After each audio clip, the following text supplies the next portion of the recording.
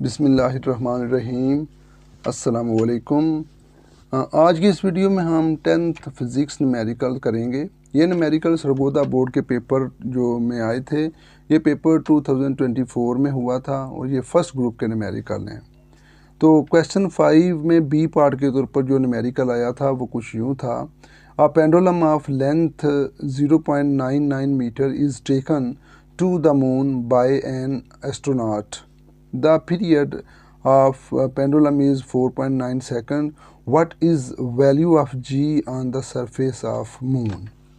यानी आपके पास न्यूमेरिकल जो दिया गया उसमें एक तो लेंथ आपको पेंडुलम की दी गई है, तो उसके बाद आपको उसका टाइम पीरियड दिया गया 4.9 सेकंड। ठीक है, तो आपने g की वैल्यू फाइंड करनी है।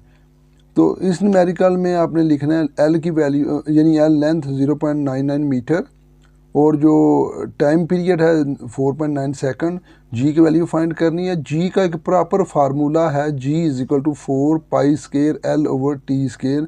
पाई की वैल्यू आपको पता है 3.142 होती है, तो वैल्यूज़ पुट करें 4 मल्टीप्लाई बाय 3.142, क्योंकि इसका 2 है स्केयर हो गया, मल्टीप्लाई बाय एल की वैल्यू जो है उसके साथ 0.99 क्योंकि उसने दी होगी, ओवर टी स्केयर है, ये भी वैल्यू उसने दी होगी 4.9 सेकंड है, 4.9 का स्केयर है क्योंकि टी स्केयर है।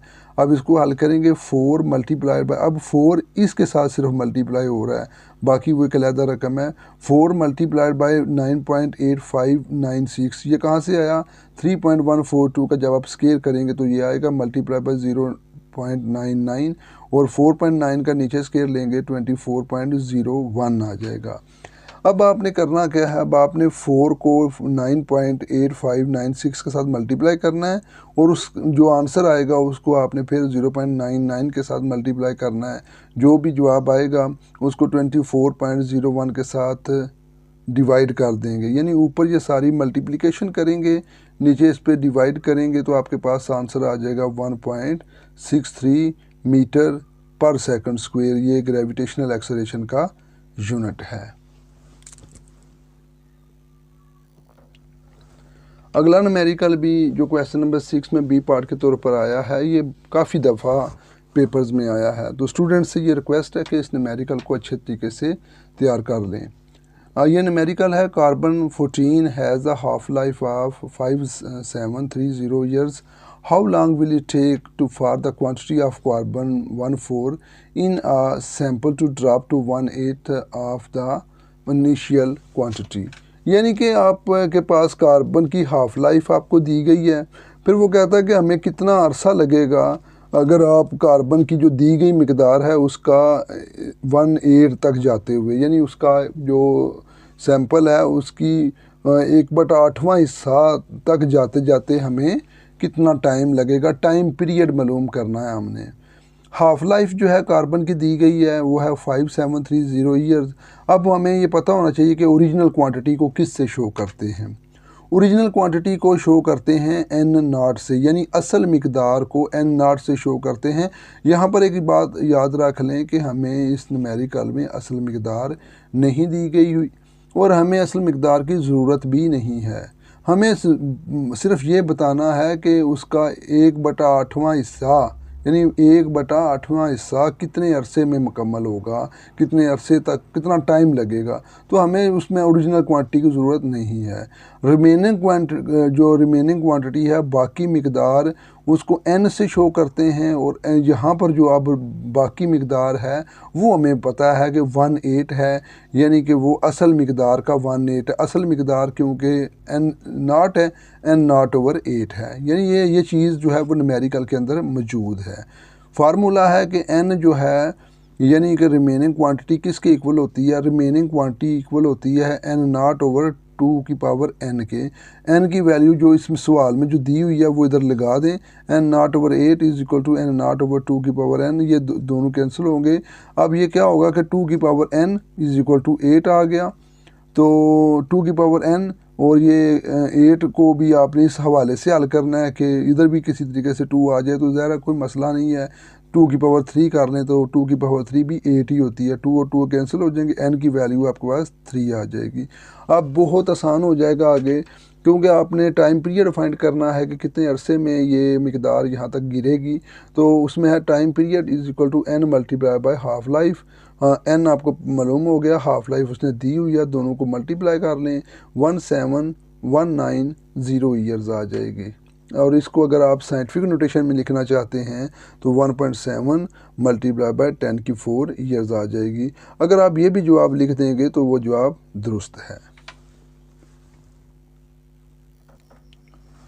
अगला न्यूमेरिकल जो आया है वो क्वेश्चन 7 में बी पार्ट के तौर पर, वो कुछ यूँ है कि an object 10 centimetre high is placed at a distance of 20 centimeter from a concave lens of focal length 15 centimeter. Calculate the position and size of image. इसमें देखें ना, ये एन ऑब्जेक्ट 10 सेंटीमीटर हाई, ये है HO हाइट ऑफ ऑब्जेक्ट, यानी जो चीज़ जो object जो जिस्म जो है वो लेंस के सामने रखा गया है ना, वो उसकी हाइट जो है वो 10 सेंटीमीटर है। मैंने लिख दिया height of object is equal to 10 centimetre. अब कितने डिस्टेंस पे है वो लेंस से? वो लेंस से 20 सेंटीमीटर के डिस्टेंस पे है और डिस्टेंस को P से शो करते हैं। अब ये चीज़ आपके लिए थोड़ी सी परेशानी का सबब बनेगी। उसने दिया हुआ है, देखे ना, concave lens of focal length 15 centimetre, उसने 15 सेंटीमीटर फोकल लेंथ दी हुई है, तो मैंने उसको -15 लिख दिया। यहाँ एक बात को आपने ज़हन में रखना है कि अगर कनकेव लेंस है उसकी फोकल लेंथ हमेशा माइनस होगी, अगर कन्वेक्स लेंस है तो उसकी फोकल लेंथ हमेशा पॉजिटिव होगी।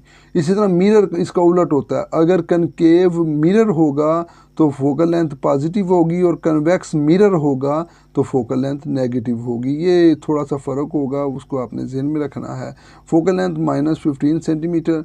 फार्मूला लगा लें, 1/5 is equal to 1/p plus 1/q और वैल्यूज़ पुट करें। 1/-15 इज इक्वल टू 1/p की वैल्यू दी हुई है 20, 1/20 प्लस 1/q, और ये आ गया -1/15 और ये प्लस 1/20 इधर ले आए तो -1/20 हो जाएगा, इधर 1/q रह जाएगा। अब 15 और 20 का एलसीएम ले लें, 60 आएगा। तो आप 15 को 60 पे डिवाइड करें, 4 आएगा, 4 1 4। 15 को 60 पे डिवाइड करें, 3 आएगा, 3 1 3 इज इक्वल टू 1/q। और इसको अगर आप पूरी तरह सॉल्व करेंगे तो आपके पास जवाब -8.75 आ जाएगा। ठीक है। अब इसका दूसरा हिस्सा जो है हमने फाइंड करना है साइज़। तो height of image over height of object is equal to Q/P। Height of image हमने फाइंड करनी है, तो इसको इसी तरह लिखा रहने दें। हाइट ऑफ ऑब्जेक्ट आपके पास मौजूद है 10 centimetre is equal to 8.75 Q की वैल्यू। अब देखें ना, यहाँ पर वो माइनस आई है, लेकिन जब वो यहाँ डिस्टेंस के तौर पर इस्तेमाल होगी वैल्यू तो ये माइनस नहीं होगा, यहाँ पर हमेशा वो वैल्यू प्लस के तौर पर इस्तेमाल होगी, इसलिए 8.75 लिखा गया। और P जो है वो दिया गया, जो है वो distance of object from the lens 20 है, वो 20 लिख दें। क्रॉस प्रोडक्ट करेंगे तो HI multiply by 20 is equal to 10 multiply by 8.75। और हाइट ऑफ इमेज आपने फाइंड करनी, 20 नीचे चला जाएगा, इनकी कटिंग करेंगे, मल्टीप्लाई डिवीजन वगैरह करेंगे तो आपके पास आंसर आ जाएगा 4.28 सेंटीमीटर। आज के लिए इतना ही। इंशाअल्लाह ताला नेक्स्ट वीडियो में अगले बोर्ड के न्यूमेरिकल लेकर आपकी खिदमत में हाज़िर होंगे। दुआओं में ज़रूर याद रखिएगा। खुश रहें, इजाज़त दें, अल्लाह हाफ़िज़।